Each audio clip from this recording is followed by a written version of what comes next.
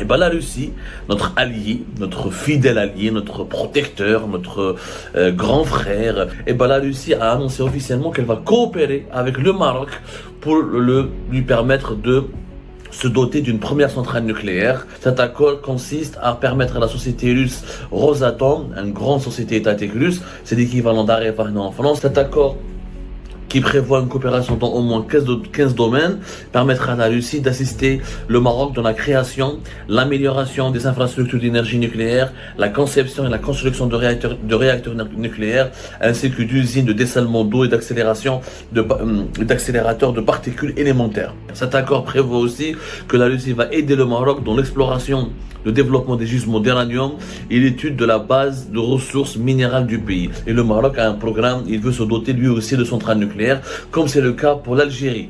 Et ben voilà notre allié, la Russie, qui se tourne vers le Maroc, notre premier adversaire. Maintenant, j'aimerais bien voir les dirigeants algériens, j'aimerais bien voir leur gueule. Et ben la Russie, elle est prête à donner les secrets de l'énergie nucléaire à nos adversaires marocains. Ah, c'est génial, hein? Oh, bah, bravo le dirigeant algérien.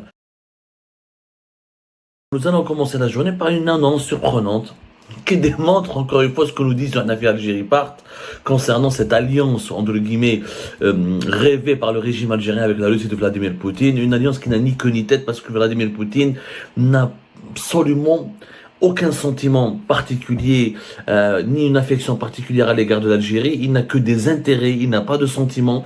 Contrairement aux dirigeants algériens qui fonctionnent aux affects, le dirigeant russe, Vladimir Poutine, ne fonctionne que uniquement pour ses intérêts pragmatiques. La preuve, et ben la Russie, notre allié, notre fidèle allié, notre protecteur, notre grand frère, tout ce qu'on nous a présenté durant l'année 2020-2021, la Russie avec laquelle l'armée algérienne a organisé plusieurs exercices militaires, la Russie que nous voulons inviter sur notre propre territoire national le 1er novembre prochain pour un exercice militaire fait à Bedla, de Béchar. Et ben la Russie a annoncé officiellement qu'elle va coopérer avec le Maroc pour lui permettre de se doter d'une première centrale nucléaire.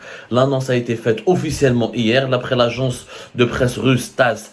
Une ordonnance a été signée par le premier ministre russe, Mikhail Mishustin, qui officialise le projet d'un accord précédemment signé par le Maroc et la Russie. Cet accord consiste à permettre à la société russe Rosatom, une grande société étatique russe, c'est l'équivalent d'Areva en France, c'est l'une des plus grandes sociétés dans la création des centrales nucléaires, la gestion des centrales nucléaires, la gestion de l'énergie nucléaire. Cet accord qui prévoit une coopération dans au moins 15 domaines, permettra à la Russie d'assister le Maroc dans la création, l'amélioration des infrastructures d'énergie nucléaire, la conception et la construction de réacteurs nucléaires, ainsi que d'usines de dessalement d'eau et d'accélérateurs de particules élémentaires. Ce sont des infrastructures qui fonctionnent essentiellement avec de l'énergie nucléaire. En plus, dans cet accord qui a été validé officiellement par l'ordonnance signée par le premier ministre russe Mikhail Mishustin, la Russie s'engage à fournir aussi au Maroc des services et une expertise en matière de cycle combustible nucléaire, usés radioactifs ou encore la gestion des déchets nucléaires. Cet accord prévoit aussi que la Russie va aider le Maroc dans l'exploration, le développement des gisements d'uranium et l'étude de la base de ressources minérales du pays, la formation du personnel des centrales nucléaires, ainsi que la formation du personnel d'organisation de l'État du Maroc chargé de la réglementation de la sûreté nucléaire. En fait, c'est aussi simple que cela. Les Russes ont décidé de porter une assistance importante et de vendre leurs services et leur génie pour l'agence marocaine de sûreté et de sécurité nucléaire et de radiologique. Et le Maroc a un programme, il veut se doter lui aussi de centrales nucléaires, comme c'est le cas pour l'Algérie. Et ben voilà notre allié, la Russie, qui se tourne vers le Maroc, notre premier adversaire. Maintenant, j'aimerais bien voir les dirigeants algériens, j'aimerais bien voir leur gueule. Les dirigeants algériens qui nous ont fait croire que la Russie sera de leur côté s'il y a une guerre entre le Maroc et l'Algérie. Le Maroc qui serait l'allié d'Israël, des États-Unis d'Amérique et des pays de l'OTAN. L'Algérie qui, soi-disant, devait s'abriter derrière la Russie de Vladimir Poutine. En cas de guerre, on allait rééquilibrer les forces. Et ben, la Russie de Vladimir Poutine, cet allié auquel on achète chaque année des milliards de dollars d'armes, à peu près 7 milliards ou 8 milliards de dollars d'armes, on achète chez la Russie. Et ben, la Russie, elle est prête à donner les secrets de l'énergie nucléaire à nos adversaires marocains. Ah, c'est génial, hein? Oh, bah, bravo le dirigeant algérien. Ah là, bravo, hein? Bravo, bah voilà l'alliance russe. L'allié russe. Où je compte encore le camp. Les Poutine n'a pas de sentiment. Poutine, il s'en fout de la crise du Sahara occidental. Pour lui, le Sahara occidental n'existe même pas. Pour lui, le problème entre l'Algérie et le Maroc, c'est un problème entre deux pays sous-développés.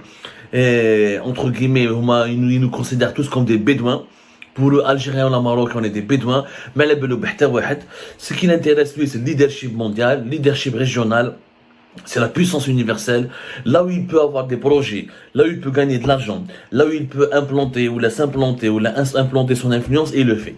La Russie ne fait aucune distinction entre le Maroc et l'Algérie. Même si l'Algérie lui achète des milliards de dollars d'armes, la Russie, elle se contre-fout.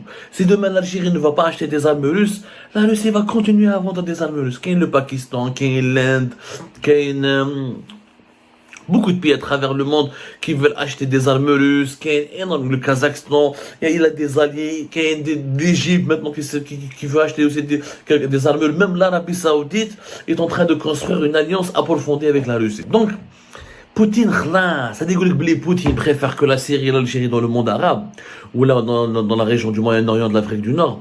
C'est du pipi de chat. Tout ça, c'est du mensonge. La Russie n'a que des intérêts. Et les intérêts, si les intérêts de la Russie sont de lui dictent la nécessité de se rapprocher du Maroc, qui est l'adversaire de l'Algérie, ben elle le fait, elle le fera, elle est en train de le faire. Elle est en train de le faire et elle l'a fait ouvertement. Elle l'a fait ouvertement parce que quand tu t'engages à fournir l'énergie nucléaire et l'expertise nucléaire au Maroc, ça veut dire que demain les Marocains pourront aussi développer une certaine expertise pour maîtriser les armes nucléaires. Il faut savoir que c'est l'Algérie qui avait la première dans la région l'ambition de se doter d'une centrale nucléaire. L'Algérie devait se doter de la première centrale nucléaire à partir de 2025. Et c'était la même chose, une discussion avec le groupe russe Rosatom. D'ailleurs, en 2013, il y avait un accord qui a été signé entre l'Algérie et le Maroc, en 2013, qui a été renouvelé ensuite en 2014. Il y avait le PDG de la corporation, la corporation d'État russe de l'énergie atomique, Rosatom. À l'époque, il s'appelait Sergei Kirilenko, qui s'est déplacé à Alger, qui a signé des accords, qui a rencontré des dirigeants algériens à l'époque. Il était question de construire la première centrale nucléaire en 2025. Ensuite, quelques années plus tard, d'ici 2030, l'Algérie devait construire une deuxième centrale nucléaire. En bas de l'Algérie, pour équilibrer, toujours dans une logique équilibriste, elle voulait confier la construction de la deuxième centrale aux Français à Areva. Elle voulait donner une centrale pour les Russes, une centrale pour les Français, pour n'énerver personne, pour ne décevoir personne. Bon, le projet n'a jamais vu le jour pour le moment à cause de l'instabilité politique du pays, la crise du Hirak, la crise du 5e mandat 2019.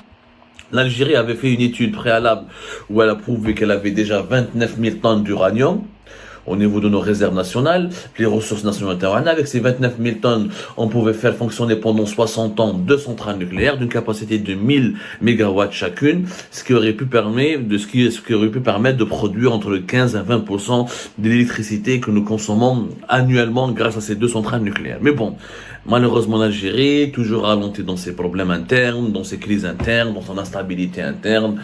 On fonctionne toujours selon les humeurs des dirigeants et non pas selon des agendas rationnels avec des véritables projets pour le pays. Mais bon, ça ne veut pas dire que le Maroc va se doter d'une première centrale nucléaire d'ici 2025.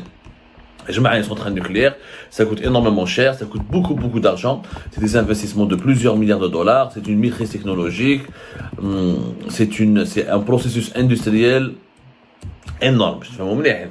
C'est pas quelque chose d'arrois, mais j'ai fini là. Ça veut pas dire encore une fois que le Maroc va se développer ou il va avoir rapidement une centrale nucléaire. Une centrale nucléaire coûte en moyenne 1,5 milliard d'euros. 1,5 milliard d'euros, mais à cela il faut rajouter des dépenses annexes pour la maîtrise du fonctionnement de la centrale, la gestion de l'uranium, les stocks de déchets, etc. On peut dire c'est facilement plus de 2 milliards d'euros. C'est beaucoup d'argent. Mais bon, le problème à la roche dans le sujet de l'énergie nucléaire, parce que moi je suis un partisan du développement du nucléaire en Algérie. Je pense que l'Algérie, pour répondre à ses besoins énergétiques internes, devrait aller un jour ou l'autre vers l'énergie nucléaire. Mais le problème n'est pas là. Le problème est ailleurs. Le problème, c'est que ce positionnement, le sujet d'aujourd'hui, c'est que le fameux positionnement favorable à la Russie de Vladimir Poutine, il est nul pour l'Algérie. Parce que Poutine ne va pas protéger l'Algérie. Poutine se contrefout de l'Algérie. Pour lui, l'Algérie n'est qu'un client parmi tant d'autres. Comme il a plus d'intérêt stratégique avec l'Inde, ou là avec l'Iran, ou là avec l'Égypte, ou là avec le Nigeria, qu'avec l'Algérie. On leur achète des armes, point barre. Ça ne veut pas dire que la Russie de Vladimir Poutine va envoyer son armée, ou là ses experts, ou là va nous soutenir militairement contre le Maroc. À preuve. Et si on était un allié apprécié, et un allié précieux pour la Russie, si on était un allié précieux pour la Russie, est-ce que la Russie de Vladimir Poutine aurait signé un accord de coopération nucléaire avec le Maroc? Nous sommes en guerre géopolitique avec le Maroc, nous avons des tensions politiques importantes avec le Maroc et que nous avons des différends très graves avec le Maroc. Nous n'avons plus de relations diplomatiques avec le Maroc depuis fin août 2021. Pourquoi le faire? Wesh.